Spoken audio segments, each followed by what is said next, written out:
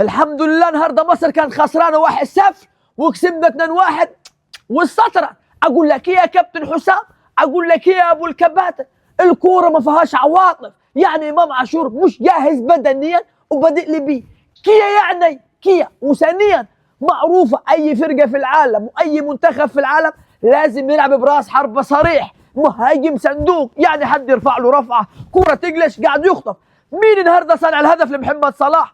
مصطفى محمد، وخلصنا الماتش والحمد لله سترت.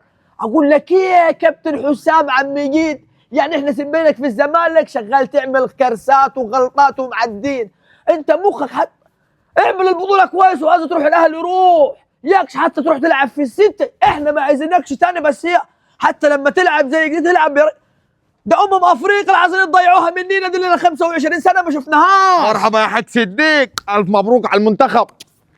عملنا اداء 10 على 10 النهارده. الحمد لله سترت النهارده يا زيدان، ده لنا صلاح ومرموش النهارده ما كناش شفنا يوان ولا ده كنا خدنا 3-4. امال احنا هنقولوا ليه لازم نطلع محترفين يا حاج صديق؟ لازم نطلع الناشئين، لازم ايه اللعيبه تطلع في اوروبا عشان نجيبوا صلاح ونجيبوا مرموش ونجيبوا مصطفى محمد ونجيبوا زي الناس داي. ايوه صح يا زيدان، من غير يمين لا مرموش النهارده ومحمد صلاح لا كنا خدنا فوق وشنا بالجزم يا حاج صديق. ده النهارده سترت يا ريدا الحمد لله. الحمد لله. بس انا في نصيحه عاوز اقولها لك يا حاج صديق. نصيحتي يا كنا عايزين عبد المجيد من عندكم احنا، الحمد لله خلاص لغيناها الحكاوه دي. لا هنسيبوه لكم.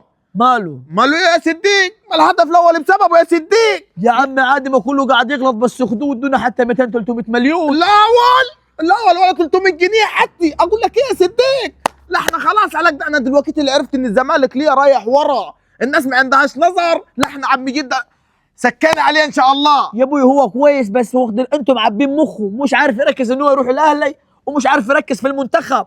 تبعونا انا بس خدوه ادونا 300 مليون يا ابوي اوعى بلا 300 مليون. لا احنا زانين علينا العواجيز اللي يلعبوا عندين يزكوا شوي بدل البلاوي اللي قاعد يعملها داي. انتوا عايزين تدونا بنتايج ادوهولني، ما عايزين. خلاص يا حاج صديق، ومبروك علينا على كده ال3 نقط الاولين دول، ويستر ربنا على اللي جاي. ده احنا هنشردخوا في افريقيا يا حاج صديق، هنشردخوا. بنتايج مين يا مخ تعبان اللي عايزينه؟ في غيره باك شمال زين بتاع الزمالك وفتوح يدك ماتش و10 لا. اقول لكم ايه، صلوا على النبي عليه الصلاه والسلام، افريقي هتناديني واحنا هننادوا في افريقي. البطوله دي ما ينفعش نفرطوا فيه، يعني لو اعتزل صلاح واعتزل مرموش يعني الناس هتعمل مننا شاورمي. انتوا خدوا البطوله دي وربنا يعدلها السنه اللي جايه ان شاء الله. وليا عايز افهم حاجه، يعني عايز افهم حاجه، النهارده حسام حسن في كام غلطه زي ده غلطهم، بس الحمد لله السطر النهارده وقاعد يلم. يعني اتكشفت يا كابتن حسام، انت ما الشغل ده مش هينفع، فاهم انت؟ فاهم الكوره فيهاش عواطف يا ابو الكباتن، مشي الدنيا عشان الدنيا تمشي.